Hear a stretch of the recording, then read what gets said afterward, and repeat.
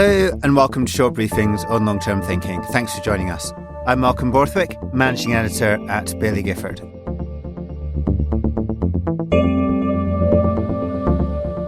Change is often uncomfortable. Cast your mind back to being told you couldn't see friends or family because of COVID, or a time your travel plans were disrupted because a plane was cancelled. For many of us, stock market volatility is the latest source of anxiety. And it's natural to feel concerned. Our brains are wired to prefer incremental change over sudden bursts of activity beyond our control. So, as investors, how are we thinking about recent market turbulence? To find out, I'm joined by Kirsty Gibson, Joint Manager of both the Baillie Gifford US Growth Trust and American Fund. But before we start the conversation, some important information. Please remember that, as with all investments, your capital is at risk and your income is not guaranteed. Kirsty, welcome to Short Briefings on Long-Term Thinking. Thanks, Malcolm. Thanks for having me back. It's been a long time since I was here last time.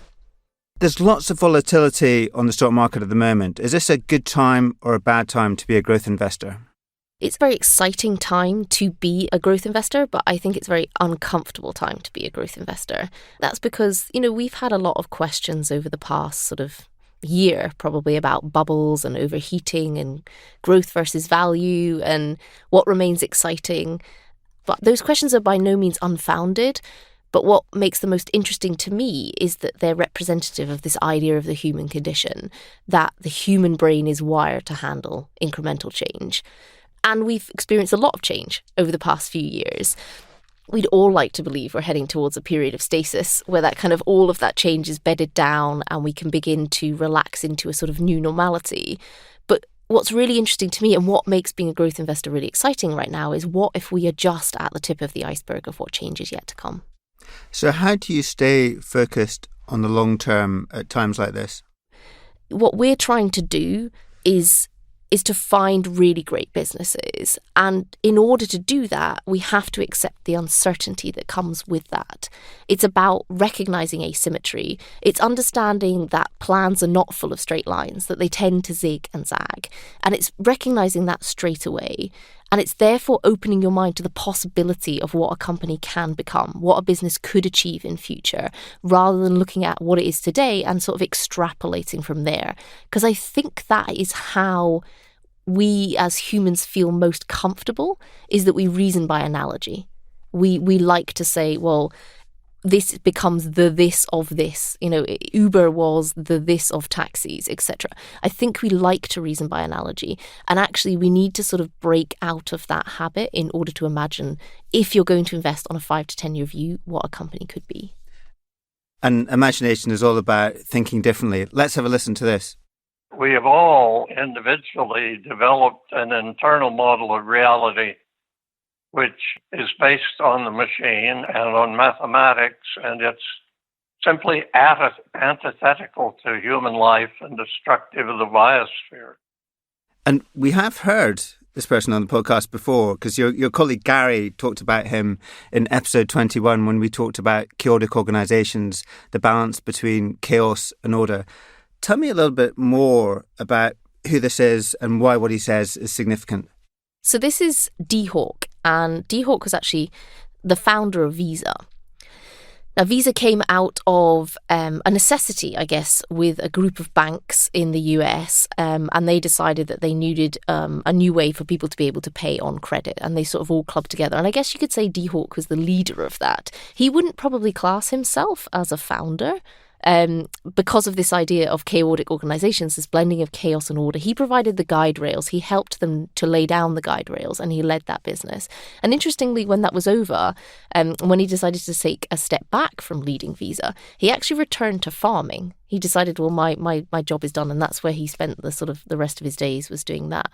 And I think this plays into this idea that humans have a preference for structure and ultimately for control.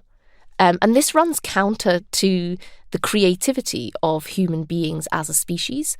And you have to think outside of the box in order to invest.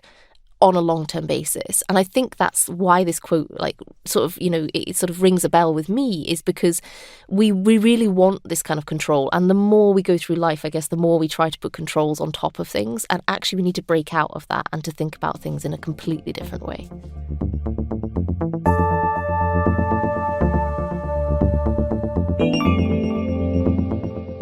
But thinking in a completely different way and imagining isn't easy, is it?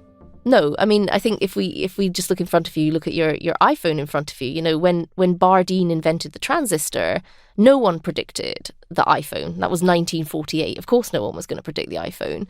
And that's not unexpected. But we have to accept that we cannot predict the future, but that doesn't mean that we can't hypothesize about the future. And I think there's a couple of characteristics that we can place emphasis on to understand if we think businesses can achieve different things and solve new problems that may or may not emerge in future. And one of those is to do with adaptability, is the ability of a management team to be able to alter the path that they're on to navigate different situations, whether they be internal challenges or whether those be external forces like the macro environment, for example. And give an example of a company that you can think of that fits into that. I think most companies that you have where you have a sort of real strong founder leading that business are very much adapting. So a great example would be, actually, the previous time I was on the podcast, we spoke about synthetic biology. So a company would be like, for example, Ginkgo Bioworks. So we first invested in Ginkgo when it was a private company. And at the time, Ginkgo was looking to, ultimately this business is looking to make biology programmable. So put the tools of biology into human hands. And it was very much focused on the flavour and fragrance industry. That was the opportunity that they had in front of it. You fast forward, 6-7 years now, and they're in agriculture and pharmaceuticals. They're doing some work with regard to monitoring, biosecurity, monitoring for pathogens, for things like COVID. And that's because that's a management team that's adapted with the fact that business has evolved and the opportunity set has grown over time. So it's probably impossible to envisage what these conceptual breakthroughs are. I mean, maybe also in the early days of Amazon, who was to know that it would be the cloud that would make so much revenue for the company in the future? So is it more really about sticking with what you're saying about the culture of the organisation and the founders of those companies? Yeah, I think it's about, for me anyways, the starting point is to try and understand what motivates those individuals. It's about looking back at their childhood, their upbringing, about how and why they make the decisions that they do, and then being able to think about in future, at different junctures, because we're all going to hit those different forks in the road. At those forks in the road, how do you think they are going to react based on the kind of foundational beliefs that they have from life experiences that they have gone through? And that helps you to build conviction. And ultimately, what we're talking about as a long-term investor is building hypotheses. And those hypotheses are about saying, what do I think could happen? But hypothesis is great, but if you don't have any conviction in that hypothesis, it's just an idea. And the only reason that you can make those ideas actionable is by starting to build your conviction in that idea. And some of that conviction comes from the fact that you learn and understand what motivates a management team.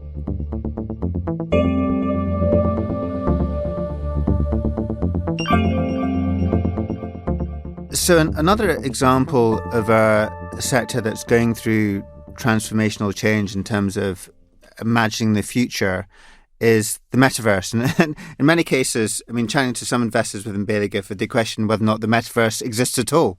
Yeah, I think it's quite a difficult one. And I think there's a difference because there's like lots of different companies now talking about it in different ways. So I think you have, on the one end of the scale, you have kind of this idea of like the full scale, we're going to live in a completely different world. And then at the other end, you have a company like Snap, for example, that's more talking about this idea of a mirror world. So it's about augmented reality. It's about accentuating our world and adding a layer on top rather than us living in a completely different world. And actually, a private gaming company that we have in the portfolio as well called Niantic, which is behind Pokemon Go. The CEO of that business, John Hankey, he has quite strong views on this as well. This idea that actually what you want is you want people to go outside. Like, we don't want people more in their heads. That would be his argument. We want people to go outside more. So I think the sort of jury's out. It's not necessarily clear that it's going to play in one way or another. I like the idea of this kind of mirror world that you would get to a point where, I could approach a statue, for example, and I could learn about the history of that statue, or I could perhaps play a game with my friends, or I can have a photo, etc. But it augments the world around us. It doesn't mean that we want to block the current world and create a new one. It's more about taking what we have around us and saying, well, how do we make this better? So was that his idea behind Pokemon, in the sense you go around collecting figures, that he wanted to get people outside and for it to be more immersive? It's one of his big things. Is one of his big things has been he's written, actually, there's a letter on the Niantic website where he's made a sort of declaration of what he believes and why. And I think that Niantic and Snap are more closely aligned in that respect. A lot of what Snap is trying to do is to say, we can make the Snap sort of camera and the lenses that Snap have available to everyone. We can power your mobile app. So Disney's mobile app, when you go into their parks, all that augmented reality is powered by Snap. Snap's sort of cameras.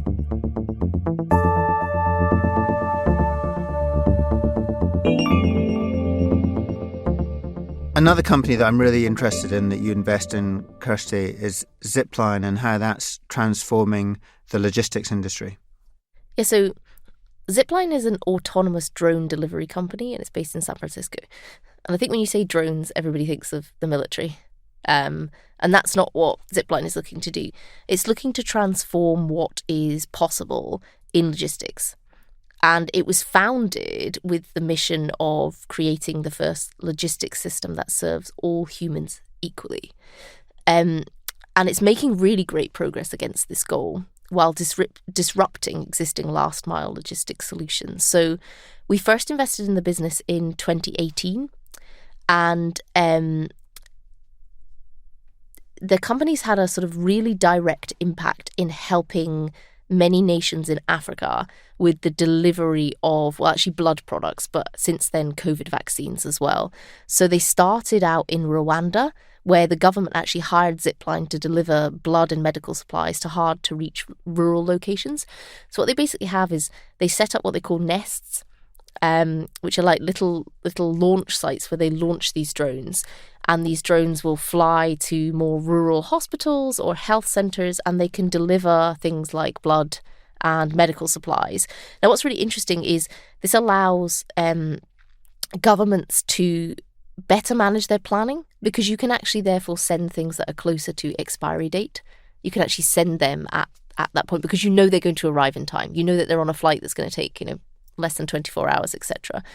And actually, Zipline's automated delivery system is now the largest in the world, and it's flown significantly more miles and made more commercial deliveries than its closest competitors.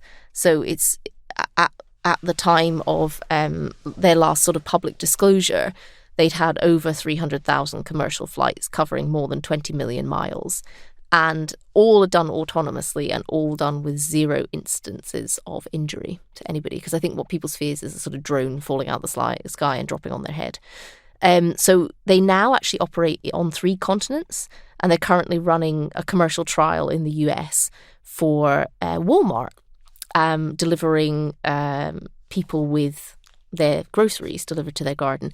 And actually, when I was last in the US earlier this year, the CEO showed me a video. He went on a sort of walkabout, I guess, with the CEO of Walmart and him to this place called Pea Ridge in Arkansas, which is where they've been doing this experiment. And he's basically standing in people's back gardens and watching fully grown adults sort of almost jumping up and down when a drone came in and dropped a bag of Walmart shopping on their front lawn. So there's an opportunity there for them to expand into the grocery delivery in the US, and also potentially delivering sort of pharmaceutical products as well in the US. They've got a few relationships there. But it's just really interesting that this has been a business that's been highly, highly successful in really solving a logistics problem in emerging markets. And they're taking that learning and bringing it back into the US. Yeah, I mean, visually it's extraordinary looking at their website in terms of how they have launch pads just to fire off the drones, isn't it? It's extraordinary. Yeah, and I mean, they've delivered over 1 million COVID vaccines in Rwanda and Ghana. And I think there was a piece of work done by the Bill and Melinda Gates Foundation that showed, Zipline's direct ability has had a direct influence on the ability of the individuals in rural parts of Africa to access vaccinations. And that's a great positive note to end the podcast. Kirsty, thanks very much for joining us. Thank you very much. And thanks to you, the listeners, for investing your time in short briefings on long-term thinking. You can find our podcast at bailliegifford.com/podcasts or subscribe at Apple Podcasts, Spotify or on TuneIn. And if you enjoyed the conversation, you can check out previous discussions we've had on the podcast, such as why private companies matter more, to exploring the innovative Scandinavian country that has unearthed global giants such as Ericsson, Spotify and IKEA. What's its secret? Find out by listening to the podcast, and there are 26 other episodes, so plenty to choose from. And if you're listening at home, you're listening in the car, wherever you're listening, stay well, and we look forward to bringing you more insights in our next podcast.